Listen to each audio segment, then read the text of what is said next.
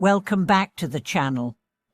Have you ever paused to wonder how simple sesame flatbread could ripen into the seed of an entire family's renewal? Have you ever felt that a single act of kindness or its shadow might tilt the scales of fate in unimaginable ways? Today's story begins on a bitter winter's eve in a remote village and unfolds into a living testament to the Buddha's teaching that what you do returns to you, whether good or ill. At the heart of our tale, our humble farming couple whose son, away on business, vanished without a trace. In their desperation, they set poisoned dough among their customary morning offerings for a mysterious white-bearded stranger who had been silently collecting their flatbread as each dawn. As the dough blistered in the hearth, a thunderclap of conscience shattered their dark design. With trembling hands they remade the dough, this time studded with sesame, and watched as the stranger carried it away into the swirling snow. That very night, the winds howled, and at dawn their son returned, gaunt and near collapse, clutching that single sesame-studded bread. The poison they had intended for the stranger would have destroyed the heart of their own family, but their moment of contrition saved their child's life. That instant of awakening became the couple's true inheritance. They inscribed upon their hearts the adage, "What you do ill remains with you, what you do well returns to you." Standing at their door each morning, they resumed offering hot flatbread as now made with wholesome ingredients to every passerby. Word spread along the mountain paths and across the market lanes, and soon travelers, laborers, and students found warmth not only for their bodies but for their spirits. Elder monks who paused in reverence would write verses praising the potency of such commonplace generosity. Among all acts of giving, none is more sublime than offering bread. It nourishes both body and karma. In time, the couple's son, healed and inspired, founded a modest bakery in the city named Blessing Bakers. For every 10 loaves sold, one was given away to the needy, and customers carried away not only bread but the knowledge that each bite seeded fresh compassion somewhere else. A simple plaque adorned the shop, 10 breads sold, one given in charity. May this cycle of kindness never end. Before long, Blessing Bakers became famed less for its flavor than for its living embodiment of the law of cause and effect. Modern life offers its own echoes of this ancient truth.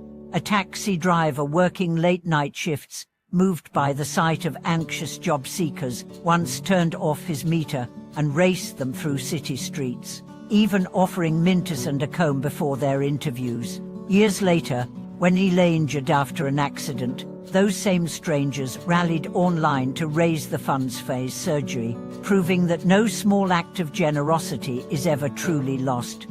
Yet the deepest transformation arises not only from grand gestures but from the accumulation of countless micro-acts. The Buddha counseled that real merit blooms when giving is free from expectation and attachment. One who gives without clinging to forms gains immeasurable blessings. In the couple's case, their shift from a poisoned design to wholehearted generosity turned a near tragedy into a blossoming of communal goodwill. Perhaps you feel you lack the means to bake flatbreads or train a bakery staff. Remember that the 10 wholesome deeds reduce every moment to simple choices. A kind word in traffic, a patient gesture toward a confused elder, silence instead of sharp retort on social media. Each small kindness plants a kernel of virtue that, over time, ripens into the sweetest harvest of peace and blessing. When you feel the chill of discouragement or the weight of past mistakes, recall that sesame flatbread glowing in winter's dark. In a single breath, the couple transmuted malice into mercy, and that pivot altered not just their own story, but the destiny of everyone they touched. May this inspire you to let kindness flow from your hands as naturally as kneading dough, trusting that even the humble street offering can carry the power to transform. In the quiet aftermath of that fateful dawn, the couple found themselves awakened to a reality more profound than they could have ever imagined.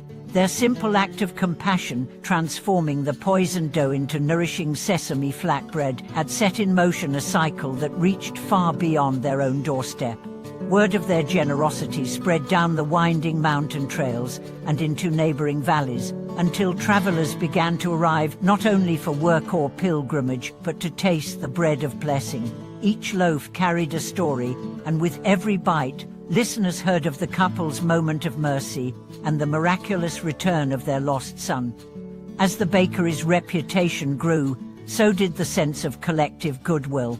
Villagers began to leave small offerings of wild honey or hand-picked herbs alongside their own loaves, eager to join in the ongoing exchange of kindness. In the months that followed, the once scarce village blossomed into a hub of shared abundance. Neighbors who had quarreled over land boundaries came together to repair the communal oven, baking bread side by side, and rediscovering the harmony that had lain dormant beneath old grudges.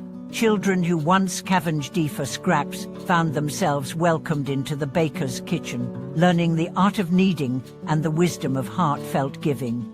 One traveling scholar who stopped by to witness the phenomenon remarked that the couple's story exemplified the principle of dependent origination, that every effect arises from a network of causes and conditions. He wrote of how a single shift in intention, from bitterness to benevolence, realigned the entire fabric of the community's well-being.